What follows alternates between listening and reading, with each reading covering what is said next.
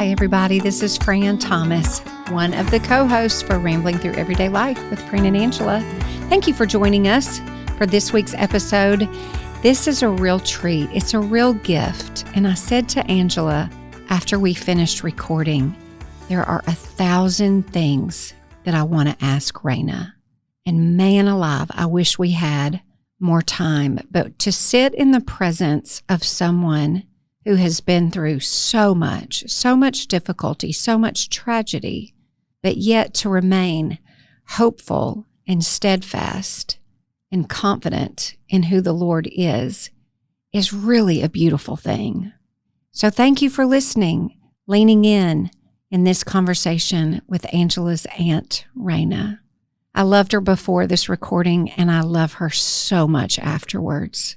Thank you for your time, your attention, your love, and your care. What a gift it is to serve you in this way this week. Enjoy the show.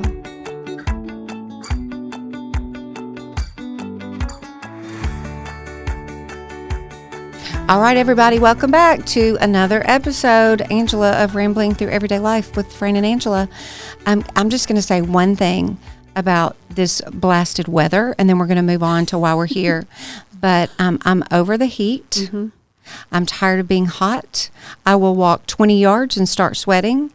But I'm ready for October, November, December, or November, but something other than August. Well, praise God for air conditioning. It feels nice in here. Listen, I don't know. We should do a quick Google on who invented the AC. Mm-hmm. But praise Mr. Carrier. Mr. Carrier. No, it really, literally. Of course Mr. you know. Carrier. Well, Mr. Carrier, whoever Mr. Carrier is, that's why they're all named that. Exactly. Uh-huh. Rayna, listen, no of course idea. you know everything. But it's time to move on. This has been an oppressive August. It has been bad. Mm-hmm. But today, we are in the air conditioning. We are. And this is the most anticipated fun conversation. It is. And I'm very, very thankful I'm going to let you, Angela, give more of a introduction to Rayna. But here's what I know about Rayna. This is what I love about her and remember about her, know about her. So I probably got to know her for the first time when you and I did Bible studies at the barn. And here's what's interesting is that I knew that y'all were related. I knew who she was within the Jackson community because of the story of her son, Sam, which we'll talk a little bit about in a minute. But I always thought, y'all are so different. Like Angela's just this, to me, because I knew her as my friend. I don't know Angela as an attorney, so she's a little bit of a wild card to me. And then there's Rayna, who I just knew. She knows everything. She is so wise. She's so gentle and kind and loving. And I thought, well, looky there. Y'all are from the same family, but I don't see how y'all are from the same family. But I always have loved hearing Angela share the wisdom that you have shared with her over the years. And I feel like because of that, like so many relationships, you're like, I know her, but I don't really know you because I don't get to spend a lot of time with you. But I love that I know you and respect you, and I'm so, so glad that you're here. And apparently you are a big, huge fan of Diet Coke. Yes, definitely. And I am not. I think it's the worst drink on the planet. Goodness, I think I'll leave right now. You have to hear the origin story of how Rayna fell in love with Diet Coke. Maybe I'll be okay with it. I'm a Diet Dr. Pepper fan. That's the only diet drink I'll drink. But tell us, Rayna, before we get into Angela's more formal introduction, what is it about Diet Coke? Where'd that come from? I had drunk Tab until November 27th, 1982. We celebrate this anniversary, by the way. This is so awesome. That's the day I got married.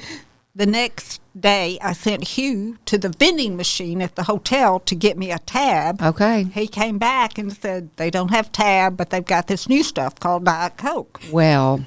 And I tell people it took 6.5 years to fall in love with Hugh. My love for Diet Coke was instantaneous. I never went back to Tab. So I'm coming up on my 41st anniversary. That's so awesome. Does Tab still exist? I think so, but you have to order it. Oh, well, you really got to love some Tab to order it. But okay, Angela, who is Rayna to Angela Snider? Well, I'm going to try to keep this brief. Okay. But we do need context, though. We need context. Yeah. So my father has 2 sisters, Sylvia and Rayna. Yes. They grew up in Denmark, where I live. Their daddy, my granddaddy, was the mayor of Denmark. My grandmother ran the post office. She was the postmaster. Hang on. Help us for those that don't understand location. Denmark is how big? Tiny. In the 1800s, it was bigger than Jackson. Oh, wow. True. And then the railroad went through Jackson because Denmark did not want that railroad affecting their town. Correct me if I'm wrong, Rayna. They didn't want to. You had to. The citizens had to subscribe to the railroad and pay some money. Oh. And previously, a railroad had wanted them to do it, and they had given money, and it went bust. Oh, wow. Well, I love this. This is a little trip down memory history lane. There were multiple universities in Denmark. There were a women's academy. It was big. Okay. It's a big deal. Mm-hmm. And then my granddaddy was the mayor. He ran the country store. My grandmother had the post office next door. Growing up, we spent all of our holidays together at Denmark, Easter, and we all spent the night Christmas Eve and woke up Christmas morning to Santa Claus. Our family had Sunday lunches together after church, just rich family heritage that means so much the older I get, especially looking back. But so my father was the middle child.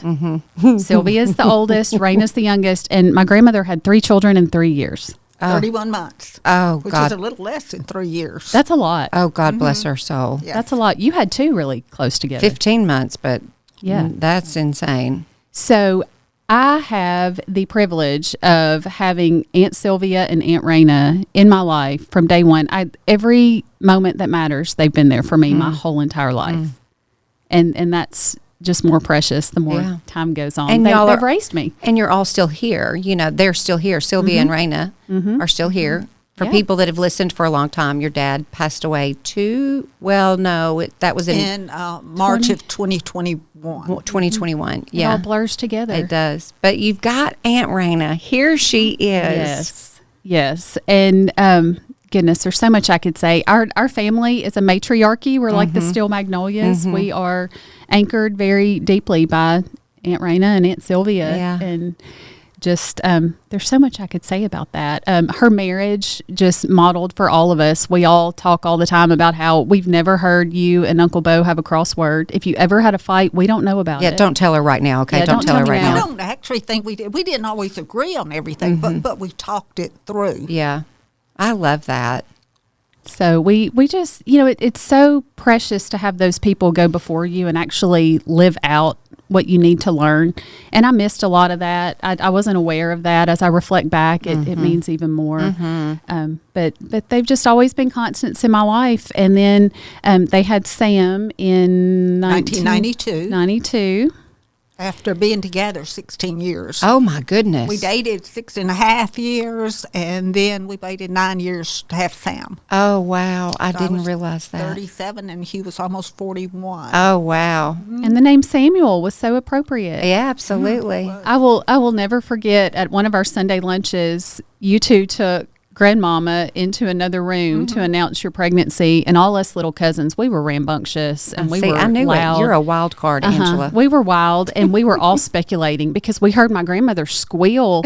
We were like, is she screaming? She burst is into she tears. happy? What is going on? And then we were like, well, they can't be getting a divorce. They never fight. Like our little brains could not comprehend what was happening in the other room. We just, She said, Mama said, I prayed so hard for this, and I gave up praying, but I will never give up praying again. Oh, man alive. how about that? That's awesome. That's an out to Ruth Hardy right there. That was Mama. Mama was a godly woman. That's Yes. awesome. She always taught Sunday school. Like I remember her having the little Sunday school teacher booklets, out all the time working on her lessons. So when I tell you this was modeled for me, like truly these women in my life modeled so many things in such a sweet way. But so Sam, goodness, the things that stand out to me about Sam were he was an Eagle Scout, played baseball at Madison. He was. Lakeshore, Camp Lakeshore was a big deal. Loved Lakeshore, loved being a volunteer counselor there.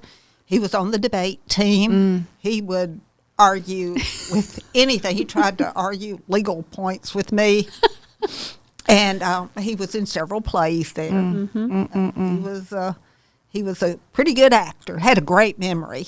Had a Camaro. He did. His Camaro was pretty famous among. Love that. Mm-hmm. And close to his friends. Very close to his friends. Just all American. When you just think about anything you'd want in a child, that was Sam. Yeah. Beautiful girlfriend. And I thought about this later, Sam's senior year. If you were watching this in a movie, you would know what was going to happen. You would think, it can't be this good. Oh, wow. Something's going to happen. Well, tell us about Sam's death as much as you want to share. That's not. We'll just say right now that's not the purpose, the single purpose of this conversation. But it definitely, obviously, is a significant part of your story and your journey and the message we want to convey today. So tell us what you want to tell us about Sam's death. Well, May 4th of 2010, 10 days before high school graduation. He was so excited. He was in an accident. Of course, I wasn't at home. Hugh called me. I could barely understand him. Went to the ER. Everyone gathered there. His friends came. And, of course, we all prayed, but it just wasn't meant to be. And he died that night. Was he 17?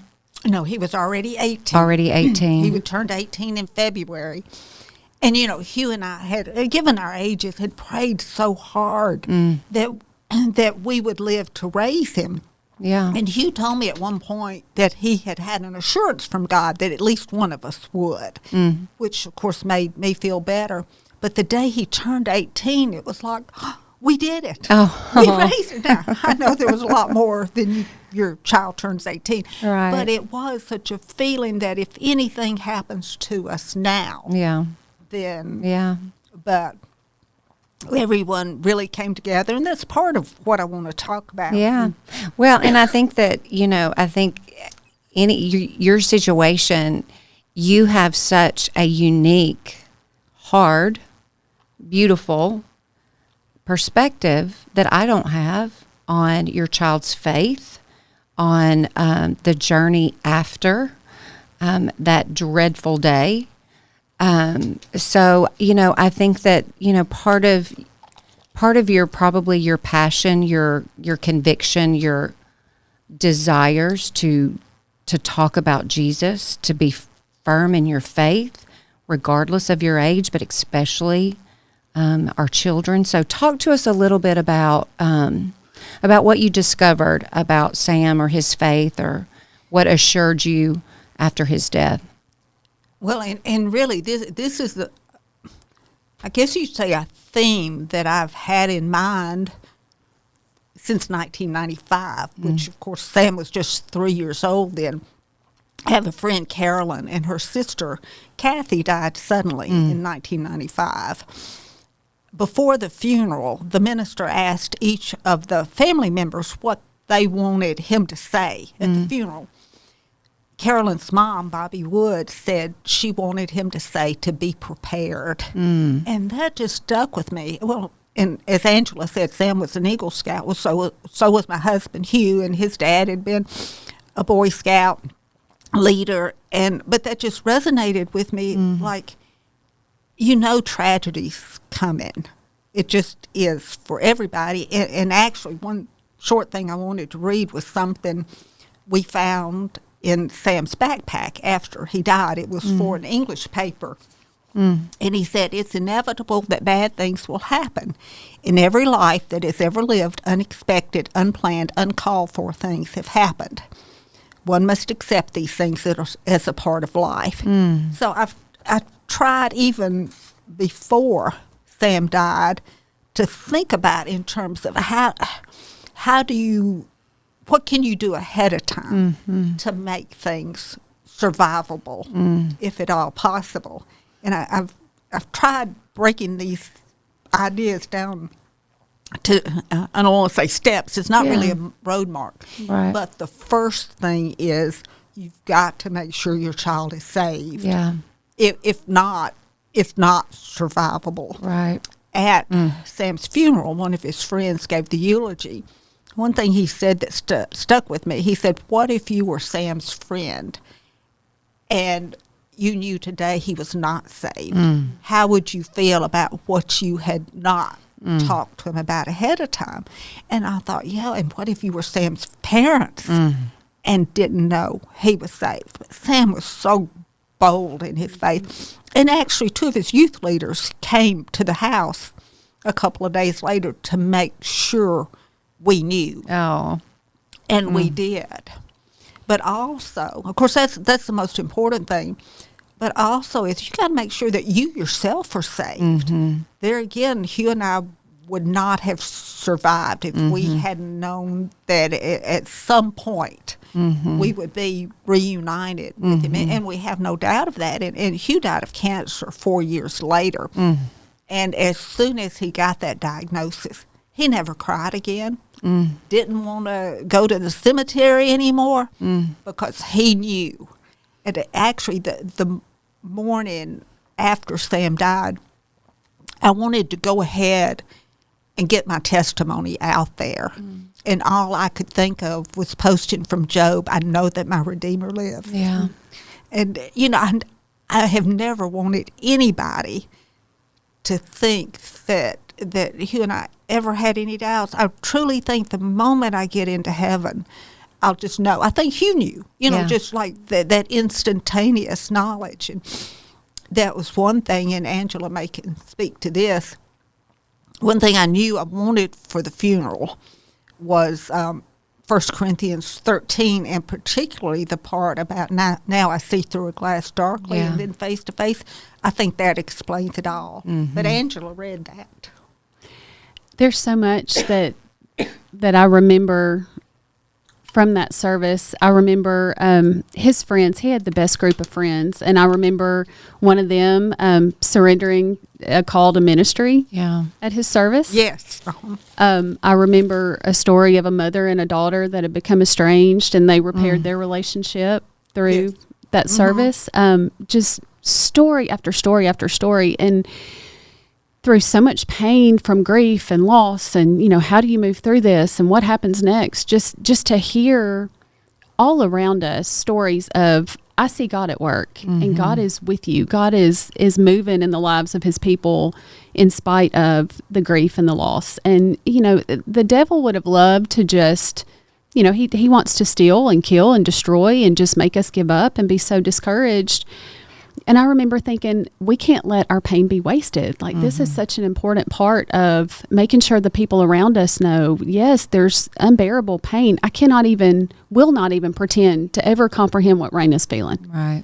But I knew several things. I know, like she said, my Redeemer lives. I know in moments where I feel like my faith is starting to waver, I think about Rayna, and I think Rayna has buried her child and her husband, and she is proclaiming Jesus. I want to go get busy. I want to tell the world about this Jesus. Let me ask y'all this. This is not on our outline, so I'm putting both of you on the spot, but I know that Rayna... We love this, don't we, Rayna? I know that Rayna can answer this well.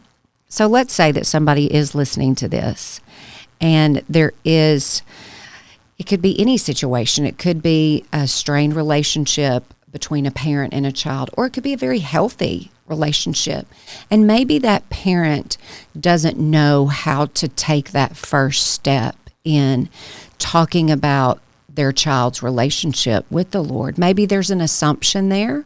Maybe they just know for a fact that their child is not walking with the Lord, but maybe they've been raised up in a home where they did go to church. How do you suggest that a parent begin to navigate to a teenager, somebody to a young person that can have this dialogue? How do they take those first steps? What kind of questions could they ask their child? When I talk to people that I think maybe are not saved, I don't do the what you might say the traditional witnessing. Right. I would rather pick out an intriguing Bible verse and just act like that person is saved. Okay. And say, what do you think that means? Or what do you think these words mean? Sometimes I've talked to people in terms of the second coming. And have you ever thought about what that would be like? I think a teenager might be very interested in that. And then, well, okay, let's read the book of Revelation together. Or I refer people to David Jeremiah and his books on the second coming and say, let's read through this together and see what you think. At least with Sam, he was always intrigued when we would throw out, what do you think about this? Instead of, I'm going to tell you how to think. Right. What do you think? That's good. About it? But I do think it's so important. Not that going to church means that you are saved. But parents, you've got to get your kids in church. The sooner the better. Take them to the nursery. Take them to Sunday school and vacation Bible school and whatever. Because one thing, and this going back to my theme of being prepared, right when Sam died, I couldn't have picked up my Bible and found new verses or gone to a Bible study. We had to depend, when we were in the ER, all we could do was say the Lord's Prayer. Yeah. Because we knew that. We couldn't think of anything else to pray. There have been songs, I bet for a year, before I got out of bed, I would sing to myself one day at a time. That's all I'm asking. Yeah. At Sam's funeral, I knew I wanted Because He Lives sung, because I knew that song, and that's what I wanted to say. Yeah. Yeah. Well, that's part of preparation is, I don't know. I think to be prepared, you have to have something. That's what being prepared is. It is. It's got to be in you. You're not, as we talked like before we hit record, you're not flying by the seat of your pants. You're not flying blindly. You have something to rely on. Right. It may not be the death of a child you're going to face. It could be loss of a job, going bankrupt, could be a spouse cheating on you, a divorce or whatever. But you need to already have internal resources. Yeah. Now, and part of those resources are to the relationships you have with people. Sam's friends have been so wonderful with us. And, of course, my sister Sylvia was there from day one. But my nieces showed up. Friends show up. There's an older couple in Jackson, Billy and Jessie Spain, who lost their daughter years ago. And they have, well, Billy's dead now, but they were at they came to the hospital that night. They really provided kind of a roadmap for us. They have always showed up for people. And I think that's the key. You've got to have relationships. You've got to show up. I mentioned my friend Carolyn and her parents, Mr. and Miss Woods. After Kathy died, even though she and her family had lived in Nashville, they made a point to show up for the little boys. I think they were 5 and 7. When her brother-in-law eventually remarried, they brought the new wife into the family. Especially Miss Woods models such love for that family. And Carolyn and her husband Brad still, they show up for people. And not that it's a tit for tat, but if you're not there for other people, it's hard to develop the kind of relationship where then they will show up for you. Right. Because you're just not part of their lives. Right. I've heard Angela talk about, and I don't know if this was before Sam's death and then Hugh's death or if this was after, but I've heard Angela talk about different things that you're involved in and that you're very passionate about. Yes. And that's an extension of community and people. So how was that helpful to you? Was that too much to step out and start being involved?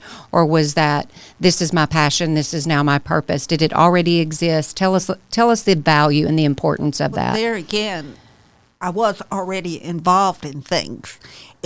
Not that you can't get involved with things later, but it made it easier. Now, one new thing was some of the parents of Sam's friends set up a scholarship fund in Sam's memory.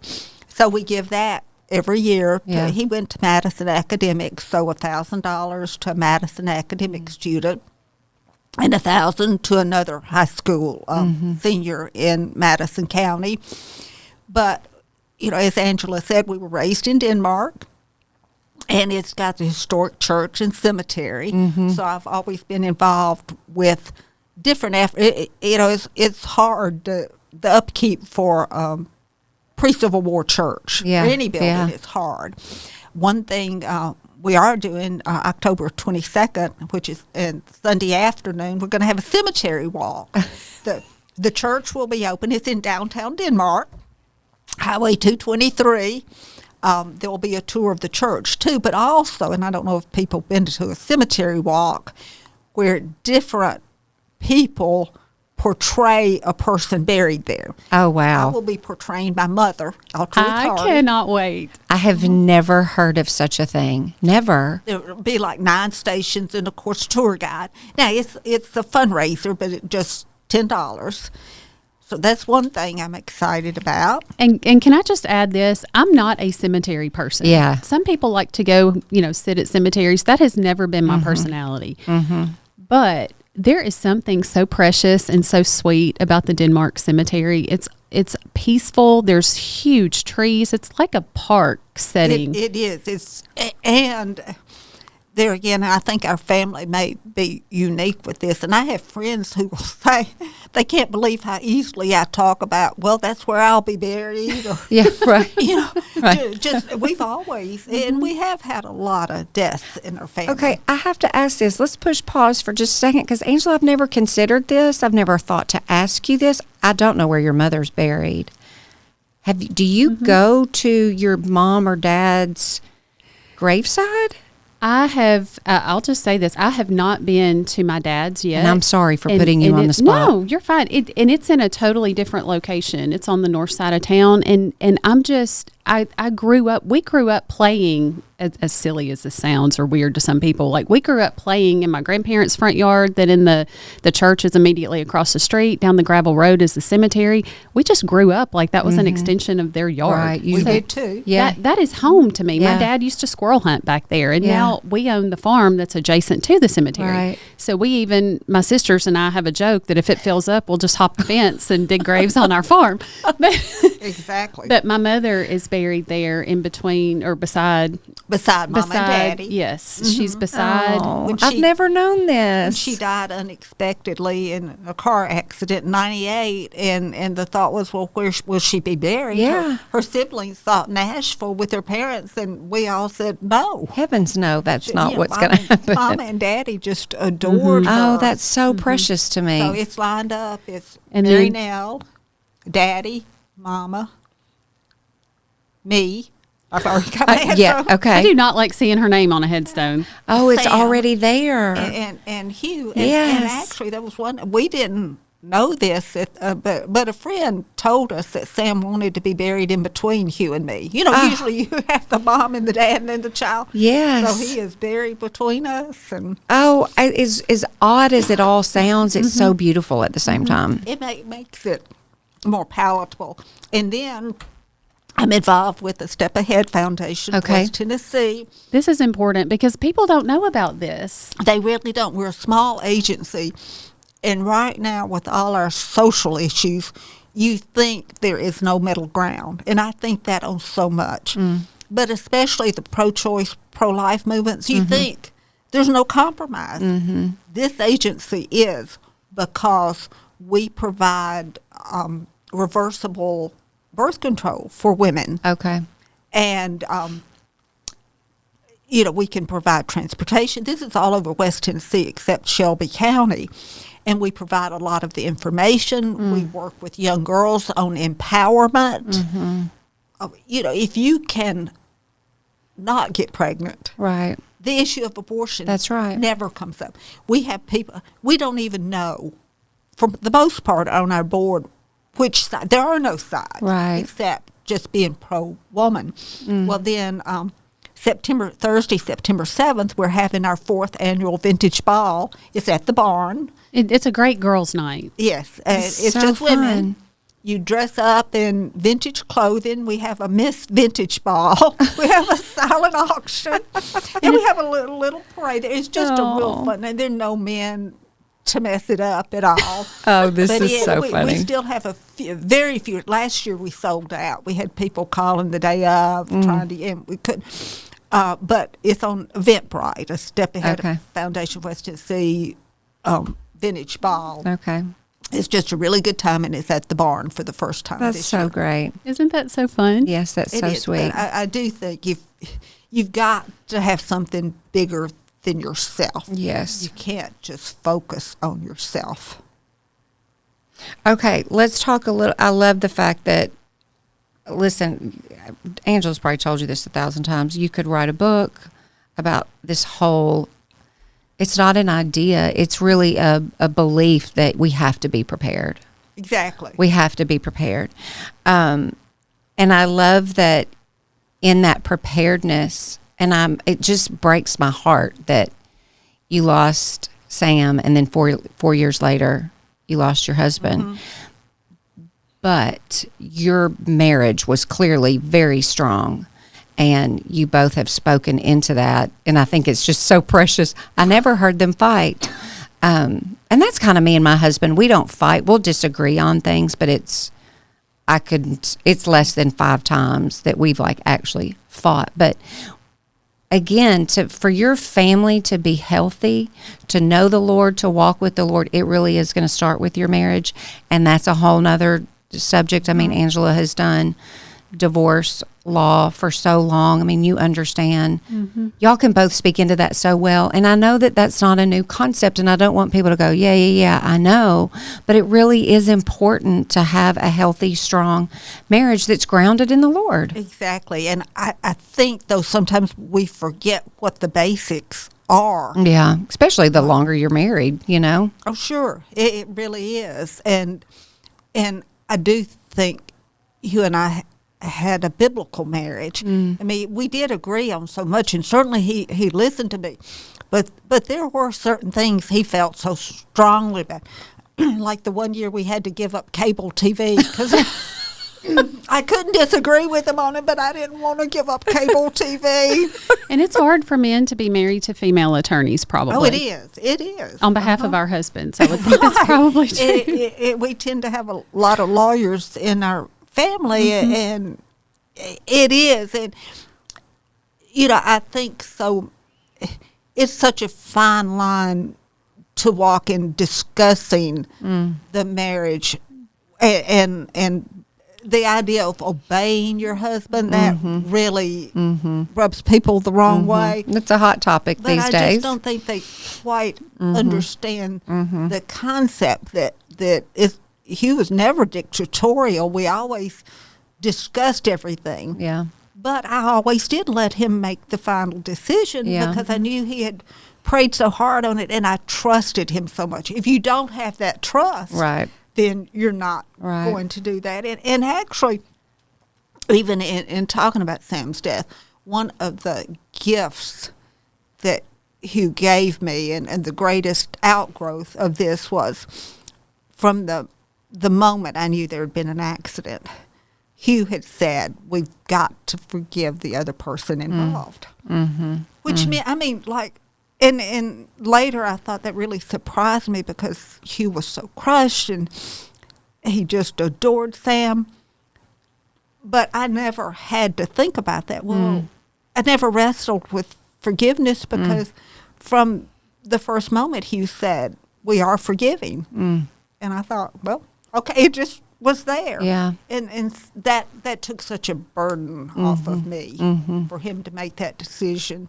Well, It was settled. yeah. It was. There was no, don't have to think about it. Yeah. And then I think back as you're talking to, when you buried both your parents, my grandparents prior and my mother's death, and through every tragedy, because for a period of time, it felt like we were at a funeral way too often. Yeah.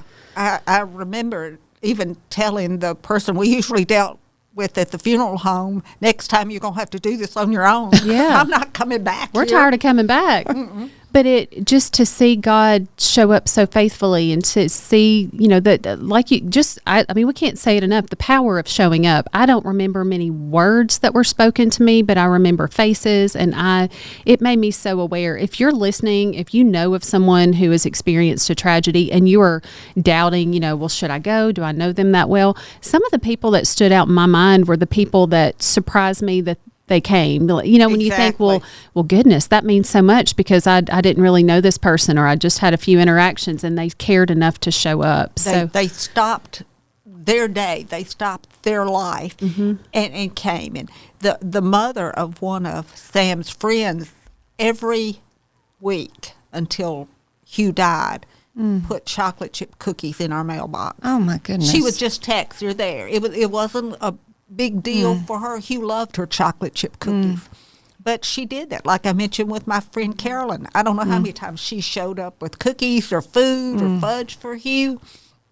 After the tornado destroyed my sister's house, Carolyn's husband, Brad, who does a lot of woodwork, he came and he got the antique furniture that had been damaged, took it, repaired it, brought it back. You just, there are so many things. And I'm a card sender. I know a lot of people send text, but I kept all of Sam's cards that had notes or Hugh's cards. And, you can buy a box of cards at the Christian bookstore and a roll of stamps and just write a little note. Well, you have that forever. You do. You can read them anytime. I recently cleaned out a desk drawer and kept all these cards over the years for different reasons, and I thought, a text, you can't put that in a cute little basket. You really, no, you can't. I've got cards from Mama. I've got cards from Hugh's parents, too. I know we can't speak in general terms for everybody who's experienced loss, obviously, but just from your perspective and from mine, I can speak from that. People can be really awkward bringing up the person that's, and I don't want to say we've lost. We know where they are. They're in heaven. Right, we know exactly where they are.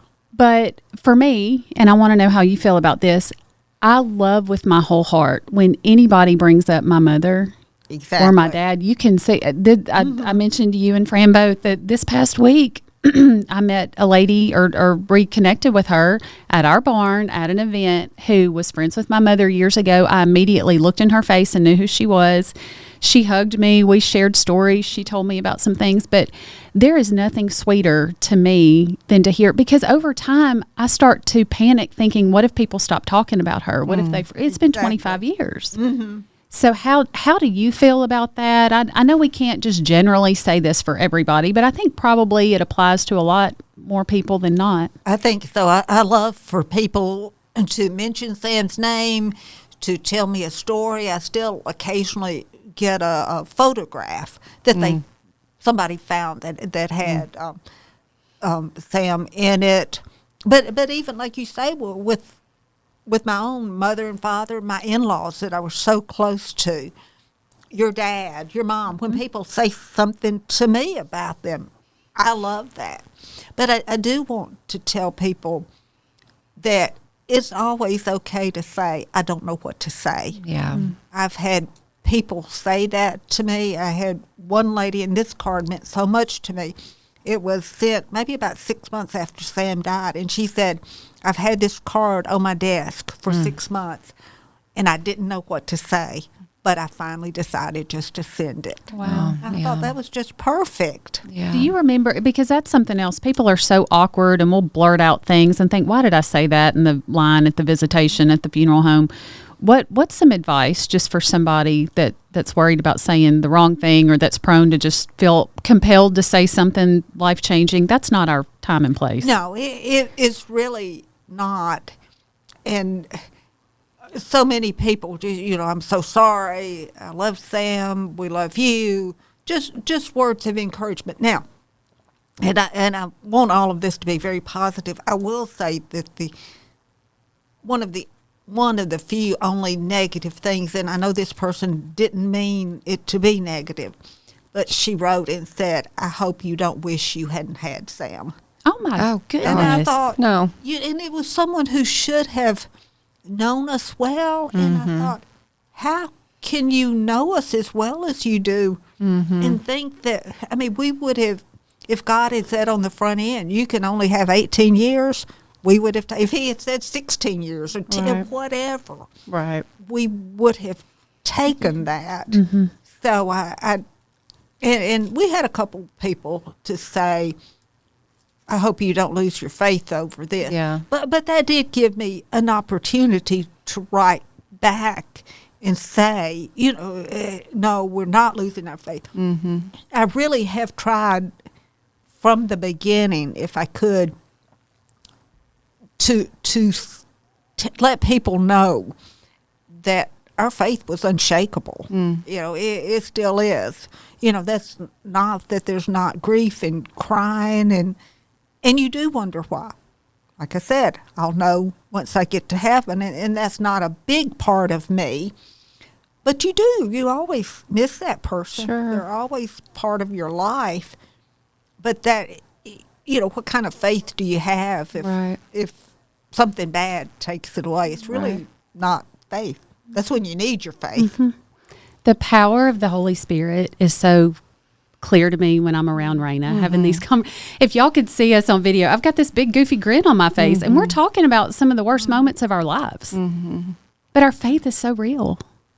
It is. It's real. But as Angela said, about my own parents, really, with her parents, they've all modeled their faith for us. Yeah. So we didn't go into this unprepared. I remember the first time I really thought I could see heaven was when Angela's mom died. I thought, it just became so real to me because I thought, Mary Nell is there. Yeah. Of course, heaven is more than just an abstract concept.